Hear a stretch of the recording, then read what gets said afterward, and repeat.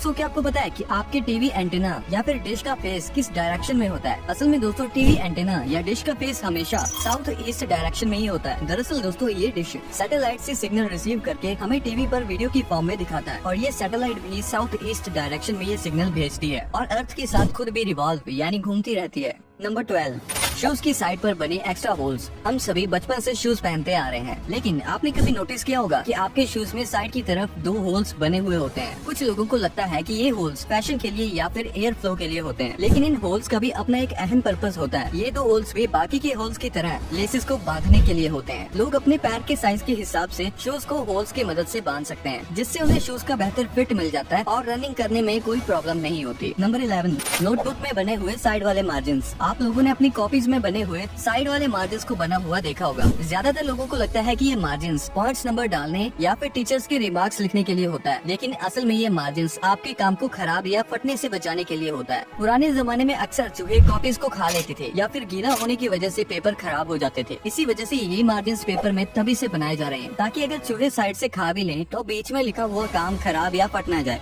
Number 10, keyboard के letters की arrangement. आप लोगों ने कीबोर्ड के लेटर्स की अरेंजमेंट तो देखी ही होगी। क्या आप लोगों ने कभी सोचा है कि ये अरेंजमेंट ABCD की तरह अल्फाबेटिकल सीक्वेंस में क्यों नहीं होती? असल में जब पहला कीबोर्ड बनाया गया था तब वो एक टाइपराइटर की फॉर्म में इन्वेंट हुआ था और तब उसके लेटर्स की अरेंजमेंट अल्फाबेटिकल ऑर्डर में ही थी, लेकिन अल्फाबेट्स के ऑर्डर में होने की वजह से टाइपिंग करने वाले की स्पीड ऑटोमेटिकली इतनी फास्ट हो गई थी कि टाइपराइटर के कीबोर्ड की कीज जैम हो जाती थी और उनको फिर ठीक करवाना पड़ता था। तो उसके बाद क्रिस्टोफर शोल्स ने एक QWERTY नाम का ऐसा डिजाइन तैयार किया जिससे लोगों के टाइपिंग करने की स्पीड थोड़ी सी स्लो हो गई, क्योंकि मोस्ट फ्रीक्वेंटली यूज्ड कैरेक्टर्स को उन्होंने दूर रखा। अब इसके बाद से ये लेआउट इतना पॉपुलर हुआ कि जब कंप्यूटर्स इन्वेंट हुए तो उसके लिए कीबोर्ड बनाने में भी सेम इसी लेआउट को वहाँ पर कॉपी कर लिया गया। अब आज की डेट में QWERTY लेआउट सबसे ज्यादा यूज किया जाने वाला लेआउट है। नंबर 9, कार्स में लगे हुए डिटैचेबल हेडसेट्स। ये तो लोगों को अच्छी तरह से पता है कि कार्स की सीट के हेडरेस्ट को आप अपनी सहूलियत के हिसाब से एडजस्ट कर सकते हैं, लेकिन सवाल तो ये है कि हेडसेट्स आसानी से निकल क्यों जाते हैं और इसमें जुड़ी रॉड्स का क्या काम हो सकता है? तो दोस्तों इन रॉड्स को डिटैचेबल बनाने का बहुत बड़ा मकसद होता है। वो ये है कि अगर आप लोग गाड़ी के अंदर फंस जाते हो तो इस हेडरेस्ट को निकाल कर इसकी हेल्प से आप विंडो तोड़कर बाहर निकल सकते हैं। नंबर 1, पिज्जा के बीच में लगी हुई प्लास्टिक की छोटी सी टेबल जैसी दिखने वाली चीज। कभी कभार जब लोग पिज्जा ऑर्डर करते हैं तो पिज्जा के बीच में एक प्लास्टिक की छोटी सी टेबल जैसी दिखने वाली चीज लगी होती है। असल में ये चीज एक स्टैंड की तरह काम करती है जो पिज्जा को उसके बॉक्स से दूर रखता है ताकि पिज्जा की टॉपिंग्स खराब ना हो पाए और जब आपको पिज्जा मिले तो सारी की सारी टॉपिंग्स अपनी जगह पर लगी हुई हो, ना कि पिज्जा बॉक्स के ढक्कन पर।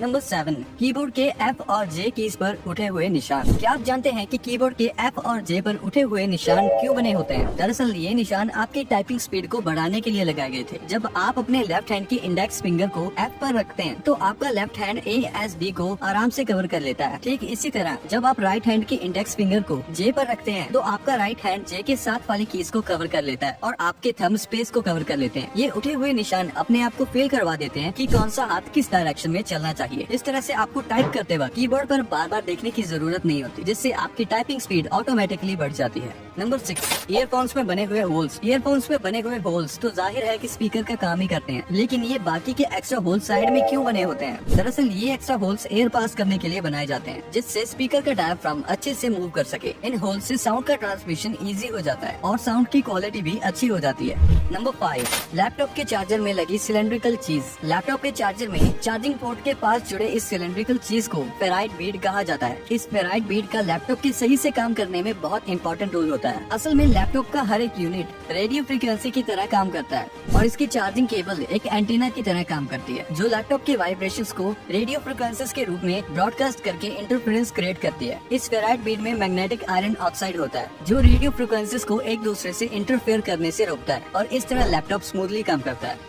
नंबर 4, इंडियन क्रिकेट टीम की जर्सी पर बने हुए 3 स्टार्स। इंडियन क्रिकेट टीम और उसकी यूनिफॉर्म सभी को पसंद है, लेकिन क्या आप लोगों ने कभी इनकी यूनिफॉर्म की बारीकियों को देखा है? इंडियन क्रिकेट टीम की टी शर्ट के चेस्ट पर 3 स्टार्स बने होते हैं, लेकिन क्या आप जानते हैं कि इन 3 स्टार्स का क्या मतलब है? असल में दोस्तों ये 3 स्टार्स ये बताते हैं कि इंडियन क्रिकेट टीम ने अब तक 3 वर्ल्ड कप्स जीते हैं, जिसमें से 2 ODI के हैं और एक T20 का है। नंबर 3, नेल कटर के साथ अटैच्ड यूनिट्स। दोस्तों नेल कटर इस्तेमाल करते वक्त अक्सर आप लोगों के मन में ये सवाल तो आता ही होगा कि इसके साथ अटैच्ड चीजें आखिर है क्या? लेकिन कहते हैं ना, हर चीज का कुछ ना कुछ पर्पस तो होता ही है। इनमें से एक होता है नेल फिनिशर, जो कि नेल्स को शेप देने और कटिंग को स्मूथ करने के लिए होता है, और ये गोल सा चाकू बॉटल ओपनर का काम करता है। और इसके नीचे ये छोटा सा चाकू इमरजेंसी सिचुएशन में कुछ भी काटने के लिए यूज किया जा सकता है। नंबर 2, क्या आपने कभी सोचा है कि घड़ी हमेशा लेफ्ट से राइट की ओर यानी क्लॉकवाइज ही क्यों घूमती है? इसका जवाब पुराने जमाने की सबसे ओल्ड घड़ी में छुपा हुआ है, यानी सन डायल घड़ी में। पुराने जमाने में सूरज की किरणों से टाइम को देखा जाता था। इस सन डायल पर जिस डायरेक्शन में सूरज की किरणें मुड़ती थी उसी डायरेक्शन में सन डायल की सुई भी घूमती थी। इसके बाद जब मेडिवल टाइम में क्लॉक का इन्वेंशन हुआ तो उसकी नॉर्मल डायरेक्शन को भी लेफ्ट से राइट की ओर रखा गया, जिसे हमने क्लॉकवाइज का नाम दिया। इसके अलावा आपको बता दें कि अर्थ एंटी क्लॉकवाइज रोटेट करती है। नंबर 1, बड़े से दिखने वाले एयरप्लेन में भी बहुत सी खास चीजें होती हैं जिन पर कभी हम गौर ही नहीं करते, जैसे प्लेन के विंग्स पर लगी ये कलरफुल लाइट्स। क्या आपने कभी सोचा है कि आखिर ये लाइट्स क्यों लगी होती हैं? क्योंकि आसमान में तो कोई ट्रैफिक भी नहीं होता है। लेकिन दोस्तों, आपको जानकर हैरानी होगी कि असल में ये नेविगेशन लाइट्स होती हैं, क्योंकि आसमान में भी ट्रैफिक होता है, क्योंकि एक साथ एक रूट पर अलग अलग प्लेन्स उड़ते हैं। इसीलिए साथ उड़ने वाले प्लेन को वार्न और अवेयर करने में ये लाइट्स हेल्पफुल होती हैं। ये लाइट्स हमेशा ऑन रहती हैं। रेड लाइट हमेशा लेफ्ट विंग पर लगी होती है और ग्रीन लाइट हमेशा राइट विंग पर लगी होती है। इसके अलावा प्लेन्स की टेल पर एक व्हाइट लाइट भी लगी हुई होती है। ये लाइट्स एयरवेज को सिग्नल देने के लिए इस्तेमाल की जाती हैं। अब तो आपको पता चल ही गया होगा कि ये लाइट्स डेकोरेशन के लिए नहीं होती हैं।